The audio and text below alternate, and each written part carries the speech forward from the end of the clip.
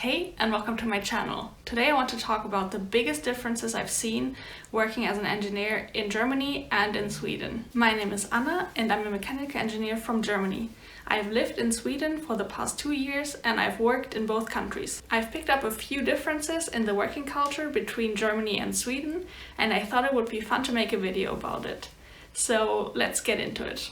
So first I want to talk about the hiring process, or more specifically the kinds of questions that you are asked.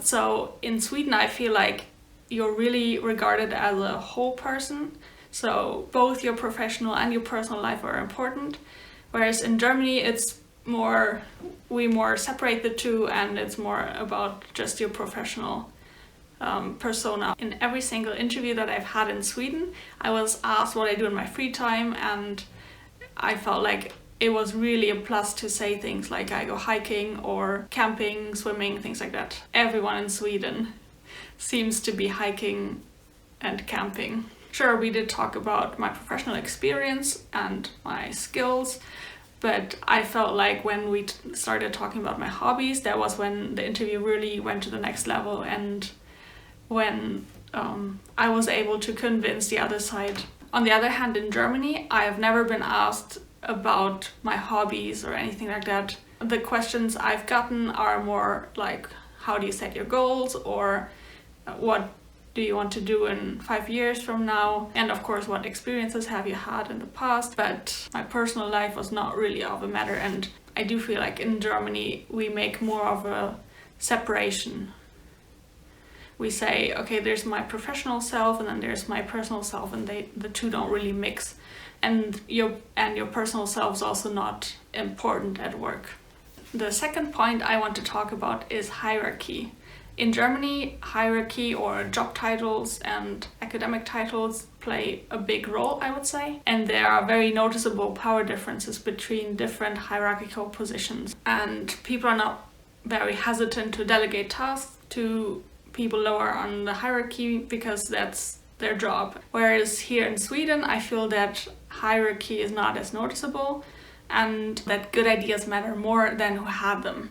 I think a good way to explain this is from my internship experience, because this is really the bottom of the hierarchy and that's where you notice the most probably. As an intern in Germany, I was regularly proofreading documents, taking meeting minutes, or making PowerPoint slides and little tasks like that I don't really gain that much from as an intern, but that was not the task. It was more to prove yourself on the lowest level and then you can go higher from there. If I compare my intern experience here with the one in Germany, I was usually explained, or I was given a task, and people are really thinking about which tasks would teach me the most, and were really hesitant to hand off tasks that they didn't want to do just because I was an intern. So in Germany, I feel like there's more presence of the idea of working yourself up from the bottom, whereas in Sweden this is less ingrained. The third difference I found are formalities. In German we have 2 different forms of the singular you to address someone. So we have du, which is informal, and it's usually reserved for either children or our friends, family, people that we know well. Then we have sie, which is a formal way of addressing someone, and this is used for people that we don't know or that we have a formal relationship with. And we switch from the formal sie to the informal du, usually when the older person offers to do this. Or in a company, it could also be the person higher up in the hierarchy that offers that you switch from sie to du. And actually people can get offended if you use du instead of sie, because this can seem disrespectful and impolite.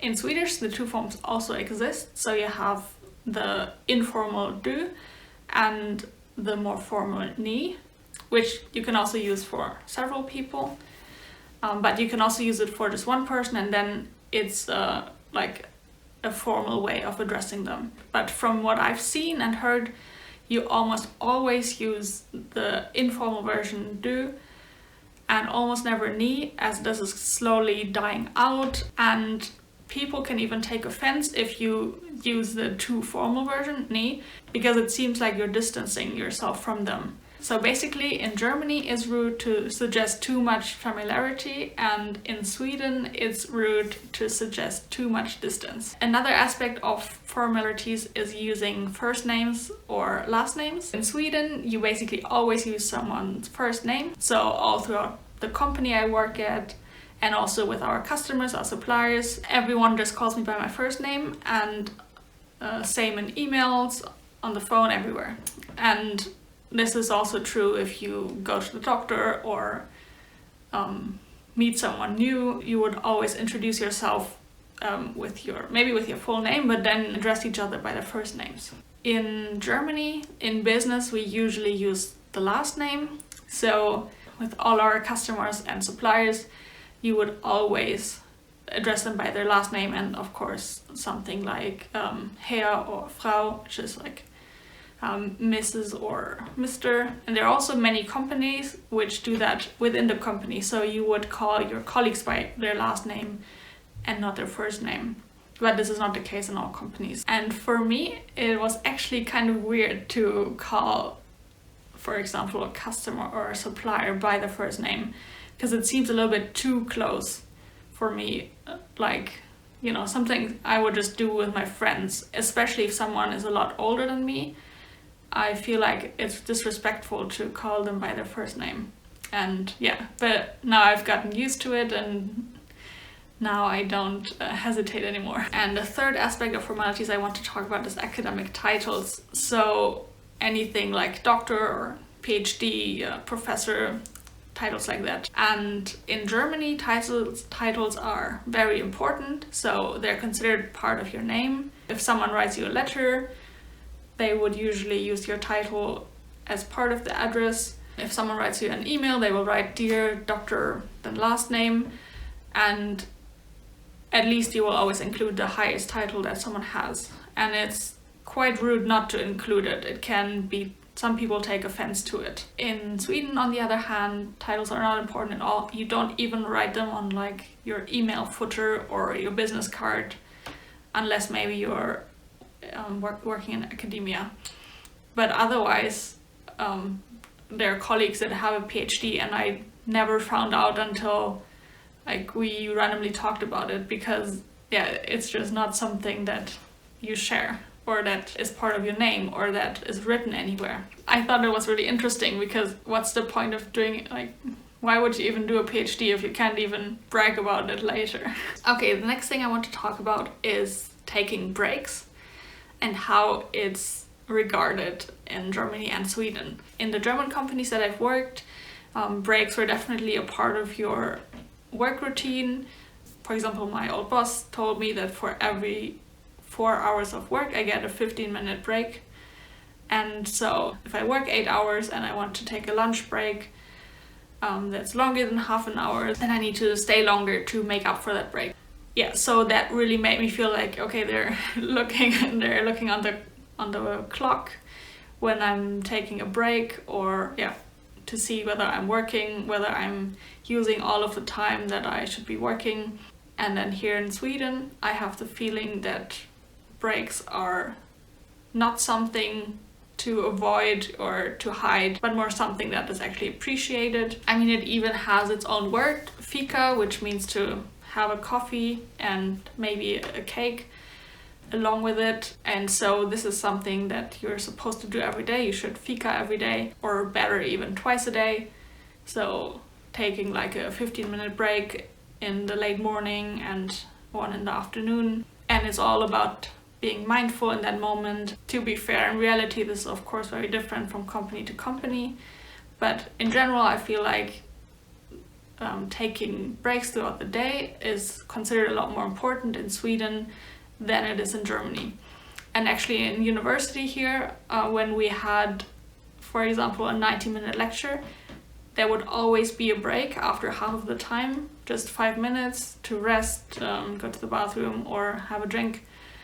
And in Germany, I've never ever had a break in a 90-minute period. That just never seemed like long enough time to have a break.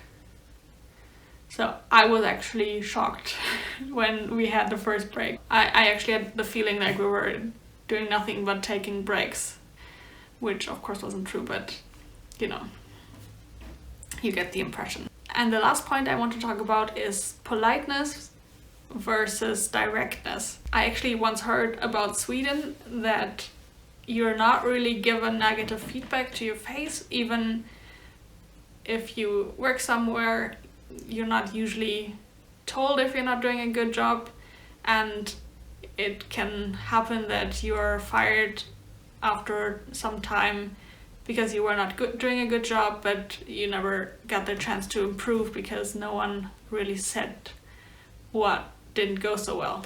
Now, I don't know if this is true at all, and I have definitely been getting a lot of feedback at my job here, but there's still a big difference between the way that you get feedback in Germany and in Sweden. Like I said before, Germans like to separate their work identity and their personal identity more, and so I think it's more okay to give someone feedback on their work in a direct way without complimenting them before and after, and you know, just getting the message across, saying, okay, this is how you do it, this is how it should be done, and point made.